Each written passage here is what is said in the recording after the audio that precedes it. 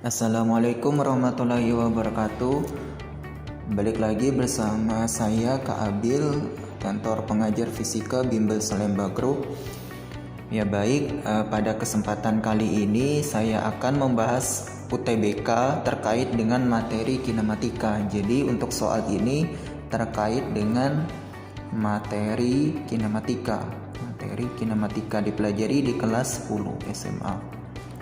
Matematika kelas 10 SMA. Ya baik, saya bacakan dulu soalnya.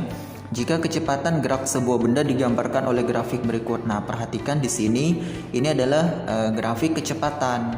Jadi yang diketahui di soal adalah grafik kecepatan sebagai fungsi apa? Sebagai fungsi waktu. Kecepatan sebagai fungsi waktu. Oke, kita lanjut. Maka harga kecepatan rata-rata, berarti yang ditanya apa? Harga kecepatan rata-rata. Kecepatan rata-rata itu simbolnya apa? Kecepatan rata-rata itu simbolnya V rata-rata. Oke. Kata dia setelah bergerak selama 20 sekon. Nah, selama 20 sekon ini apa? Selama 20 sekon ini menunjukkan selang waktu atau delta T, selang waktu.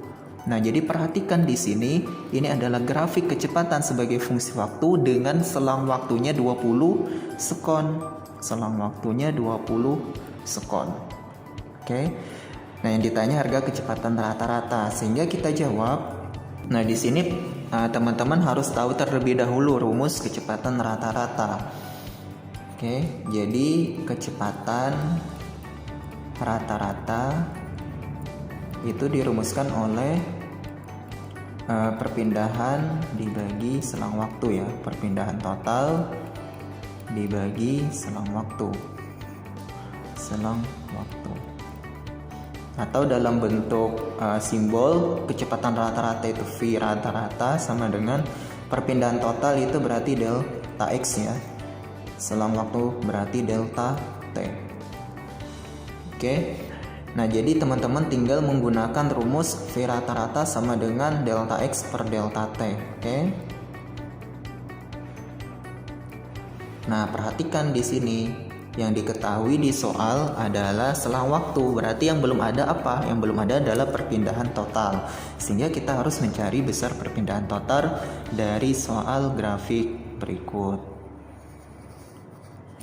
Oke.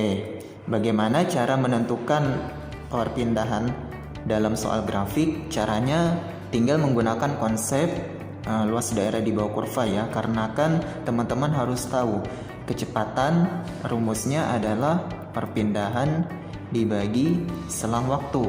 Oke, sehingga dari rumus ini kita dapatkan perpindahan sama dengan kecepatan dikali dengan waktu. Nah, kecepatan dikali waktu ini dalam rumus aslinya ya, dalam rumus aslinya. Untuk soal grafik artinya apa? Kecepatan kali waktu itu artinya apa? Sehingga dari sini kita dapatkan bahwa X atau perpindahan itu bisa kita dapatkan melalui luas daerah di bawah kurva. Luas daerah di bawah kurva. Nah, berarti kita tinggal menentukan kurvanya sekarang. Nah, di sini perhatikan karena dia ada dua kurva, berarti kita pisah antara kurva pertama dengan kurva kedua. Kurva pertama itu bentuknya adalah segitiga. Kita kasih simbol 1, di mana 1 ini untuk bentuk atau bangun segitiga. Kurvanya berbentuk segitiga. Oke, selanjutnya kita lanjut yang kedua, kurva trapesium bentuknya. Kurva trapesium yaitu bangun kedua, kita kasih indeks kedua. Nah, luas daerah di bawah kurva artinya apa? Luas daerah di bawah kurva berarti luas bangunnya. Karena bangun yang pertama ini bangun segitiga, berarti menggunakan luas segitiga. Bangun yang kedua karena bentuknya trapesium, berarti menggunakan rumus luas trapesium. Oke, sehingga delta X di sini menggunakan luas daerah di bawah kurva, sehingga delta X itu sama dengan luas bangun yang pertama ditambah kita jumlahkan dengan luas bangun yang kedua. Tapi di sini perhatikan, di sini karena bangun yang pertama itu berada di atas sumbu Y atau di sumbu Y positif, sedangkan bangun yang kedua berada di sumbu Y negatif, sehingga luas daerah yang kedua itu kita kasih tanda minus di sini. Karena kalau perpindahan arah sangat menentukan. Oke. Karena perpindahan kecepatan itu besaran vektor sehingga arah mempengaruhi. Sehingga di sini luas bangun yang pertama ditambah minus karena luas bangun yang kedua itu bertanda negatif. Oke, sehingga besar perpindahan adalah luas bangun yang pertama dikurangi dengan luas bangun yang kedua. Jadi kita bisa menggunakan konsep ini. Nah, baik. Karena kita udah tahu konsepnya, kita tinggal menghitung luas bangun yang pertama dan luas bangun yang kedua. Luas bangun yang pertama itu karena dia bentuknya segitiga, berarti menggunakan luas segitiga. Perhatikan di sini, alasnya berapa panjangnya? 10, tingginya 12. Oke, sehingga luas bangun yang pertama adalah alas kali tinggi bagi 2 ya, karena segitiga, berarti 10 dikali 12 dibagi 2, karena kan kalau segitiga alas kali tinggi bagi 2, alasnya 10, tingginya 12. Oke, sehingga luas bangun yang pertama kita dapatkan 60 meter. Oke, sekarang luas yang daerah yang kedua. Luas daerah yang kedua ini karena bentuknya trapesium, berarti kita menggunakan rumus luas trapesium. Oke, jadi luas bangun yang kedua itu bisa kita tulis sebagai apa? Jumlah sisi sejajar dibagi 2 dikali tinggi. Oke, berarti kita cari jumlah sisi sejajar. Nah, sisi sejajarnya yang pertama itu panjangnya 10 ya. Dari 10 sampai 20 berarti panjangnya 20 kurang 10 jadi 10.